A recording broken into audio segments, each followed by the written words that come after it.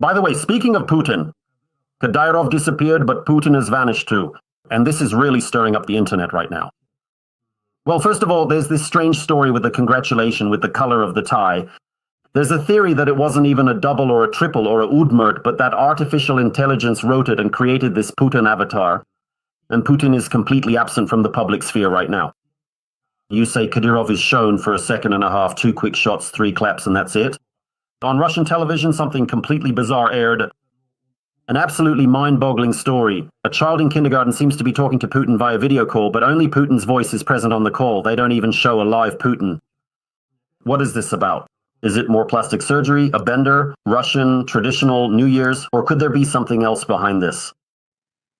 Well, a bender doesn't fit at all, because Putin doesn't drink. And because of that, by the way, he's not a very good person, because a good person can't not drink. That's another matter. There could be different... Oh, in which particular soul, I must genuinely ask? I am truly, truly, deeply sorry. Of course, this is connected to several things at once. That is, first of all, it's plastic surgery, without a doubt, because lately he has been looking rather bad. On one hand, his face has been heavily retouched. And on the other hand, he has a lot of accumulated problems, because after all, he's an old man. That's why he has problems with his teeth. He has kidney problems, he has prostate problems. He's got problems with just about everything. No, for a man over 70, even in developed countries, though in developed countries they do not hide it. There they simply put someone in a clinic and the person says, yes, for a while I will be out of commission, so to speak, because I have some medical issues. But Putin can't show that. He's supposed to be eternal. He doesn't even wear glasses, for example, even though his eyesight is really bad. They print things for him in large letters, all that sort of thing and so on. And he wears contact lenses to look younger, because he thinks that if he puts on glasses, people will say, that's it, he's an old man, and so on. Although when he walks, it's already obvious to everyone that he's an old man. In other words, his walk has been that of an old man for a long time now. That is, it's already been... several years, like an old man on stilts. And we've discussed this with you more than once already. Yes. And how much more overgrown it was back then. I think, by the way, that it's not out of the question. Even some kind of, I was going to say, plastic surgery. And instead of Putin, it'll be Patrushev who comes out. And so they'll swap places, and Patrushev, on the contrary, will come out in Putin's place. Because, as you see, Valery Dmitrievich Solovey told us that Patrushev made a deal with Trump, gave up Venezuela, and so on. Although all of this is absolute nonsense. Yes, complete nonsense. By the way, Patrushev has also been gone for a long time. The very last time he was seen, he was giving Putin some kind of minor medal, and after that, Patrushev disappeared completely from the public eye. He hasn't even shown up at events where he's supposed to be present, like as an advisor on shipbuilding when they were launching some boats, submarines, and so on. So, of course, they have medical problems. Putin definitely does, without a doubt. Plus, he's a sybarite. He actually doesn't really like to work, prefers to just relax. He wound up all these loose ends. I mean, after all, he was quite actively working from October to December. We saw him almost every day at some meeting or another. One particular day, he conspicuously puts on a standard supermarket worker's smock and then proceeds to meet with the high-ranking military officials. Subsequently, he travels to a different location where he delivers several important speeches articulating various significant points or other relevant statements. And then he tells you, well, I have to be there. Maybe for once he went somewhere to ski, but he can't go to Courchevel anymore. So he went somewhere else. He can't even go to Sochi, he's afraid. So maybe he went to the Urals, somewhere like that. Well, I guess we'll be seeing even less of him now because, let's be honest, phobias. He already had more than enough of them. But even more were added after the Venezuelan operation, which even the laziest person, unless they were the only one who didn't discuss it, but I want to discuss it. Did it add more fears for Putin? I think so, because Dima Medvedev, whom we've already mentioned, served as a vivid indicator. I can even quote for you what this perpetually drunk creature spewed out.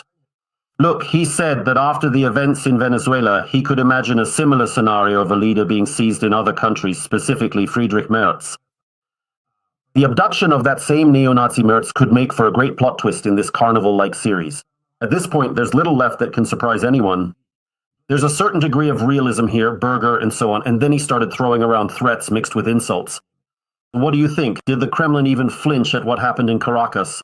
Well, in particular, characters like Medvedev and Putin. I don't think they flinched in the sense that they might be kidnapped. Trump isn't planning to kidnap Putin. Why would he need to kidnap him? He can always be summoned to Washington. He'll always be ready to go anywhere Trump tells him to, just like he rushed to Alaska when Trump told him to. And besides, after all, Medvedev didn't just randomly write that nuclear weapons are a deterrent. He immediately wrote that this is something you can only allow yourself to do with countries that don't have nuclear weapons. As for states that have nuclear weapons, they don't fall under this category. These are the 5 permanent members of the Security Council. They have the privilege of veto power at Security Council meetings, but also the privilege of not being abducted by competitors. Here I really think they have nothing to fear. They're different. It was a blow because, you see, Valery Dmitrievich Solovey claims there was an agreement, but in reality there was no agreement at all. That's exactly the problem for Putin and his entire regime. Trump simply took Venezuela from them without giving them anything in return. In other words, he just took that piece away from them. And there is no agreement at all, like you let me do as I please in Venezuela, and I let you do as you please in Ukraine. No way, not even close. On the contrary, that's exactly what it's about. So they're in shock that Trump, such a bad guy, just took a juicy piece from them, and Venezuela is a huge prize. It has the largest proven oil reserves in the world. That's 300 or 305 billion barrels. Potentially that can be extracted. Plus next to Guyana, where the United States is already making their presence felt as much as they can. So, plus Venezuela is a large country in Latin America, and above all in South America. It's a very symbolic thing because they killed Cubans there, and the Cubans howled about it. So they held a mourning here. They said, you see, we've been trampled on and so on. In other words, basically, Trump told them bluntly that you could be next. Though it's not interesting with you because there's nothing to take from you. Cuba is an absolutely impoverished country, which has been decaying for many decades because it used to just leech everything from the Soviet Union. And when the Soviet Union disappeared, well, Russia, by the way, Putin's Russia gives them very little. And Cuba itself used to be a real tourist gem. In other words, it basically has nothing else except its tourism potential. But in order to become a tourist paradise, you need to completely redevelop the entire coastline. But with Trump, they could have come to an agreement. You know, it's like when someone suggested the idea that America could take Gaza and turn it into the pearl of the Mediterranean, and so on and so forth. Kumba could have made a deal with America in exactly that way. That is, she could have said, we take back everything we said. Enough of this communism. We're becoming an American appendage. But we want to live, so to speak, in comfort, because this would simply be a paradise for American tourists. They would build a huge number of hotels here. It's all very close to America. It's convenient. It's nice. It's warm. It's beautiful. So basically, if you were to redevelop all of Cuba, it would be a huge, highly desirable piece of real estate. Just imagine how much could be made. If we're talking about gas, that's just a few square kilometers in the dozens. But Cuba is still a big island. Just imagine how much could be built there. There could be haciendas, 5-star hotels, 4-star hotels. There's almost nothing you couldn't build there. Because Cuba will never be able to do anything else. It will never work out. They don't know how to work. They don't want to work. And so basically they languish in their poverty, stuck in their sluggish communist ideology, because it has shown that in reality they can't accomplish anything, but at the same time they don't want to give up their principles either. That's why they prefer to live in poverty and beg. Somewhere, somehow, they still have some fairly strong ones left. Sometimes it's the intelligence services, because even Maduro was guarded by Cubans and his repressive apparatus was organized by them. The Cubans. So that's the story with Latin America. And Putin lost all of that because, in fact, 2 years ago, Patrushev made a special trip around Latin America. He went to Cuba, to Nicaragua, and to Venezuela. Basically, he traveled through Cuba and then to Nicaragua. And in Nicaragua, he gathered 5 countries that wanted to immediately align themselves with Russia. So you also have to add Bolivia, Peru, and maybe Bogota to that list. And basically, they claimed that the Russian Federation should control Latin America in defiance of America, in defiance of the United States of America. Under Trump, all of that fell apart. All of those. So Patrushev's wet dreams, well, Patrushev himself hasn't really been the main ideologue for a long time now. But those who remained after him, they still have those wet dreams. Because, by the way, Solovey himself was saying that Prigozhin didn't actually die, but is in fact in Venezuela, bathing his tired feet in wonderfully warm waters and leisurely drinking all sorts of delicious cocktails, including refreshing margaritas, with many beautiful and captivating women, Latin American women. But there really were very serious connections there, military ones. The Russian Navy would regularly dock there.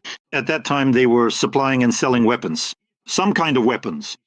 And there was a huge amount of drug trafficking going through Venezuela, organized, among other things, with the help of the Russian Federation, which partly transported it to Africa and from Africa onto Europe and so on. So in reality, Russia lost a very significant piece, and that left them stunned. And it happened mainly because they simply lost it without getting anything in return. Putin, in fact, even before all this happened, if you pay attention here, Trump as well, after all, this operation was planned for December 25th. But on December 25th, Putin was still somewhere out there doing something. He was, appearing on TV. But as soon as he disappeared from TV, went underground somewhere. Well, roughly speaking, they called Trump and told him, that's it. The guy is under anesthesia. And he said, well, so shall we go ahead? Then we'll move the start of this operation to January so that Putin can't do anything, because God forbid, if he could somehow, well, I don't think he would have gone out there to storm any barricades or started saying something to Trump. But you see, on the other hand, he didn't even comment on it. He hasn't even made a statement anywhere in writing yet regarding the situation with Maduro. Vasily Benzi spoke on his behalf at the Security Council. He said that all of this is a violation of international law, which indeed is a violation of international law. There's no doubt about that. But it's another matter that Vasily Benzi himself should have been asked, where were you when Putin attacked Ukraine? Because that's just as much a violation of international law. And if you're for international law, then get out of Ukraine, return all the occupied territories, and then maybe we can talk with you about whether we will stand in solidarity with this same Maduro.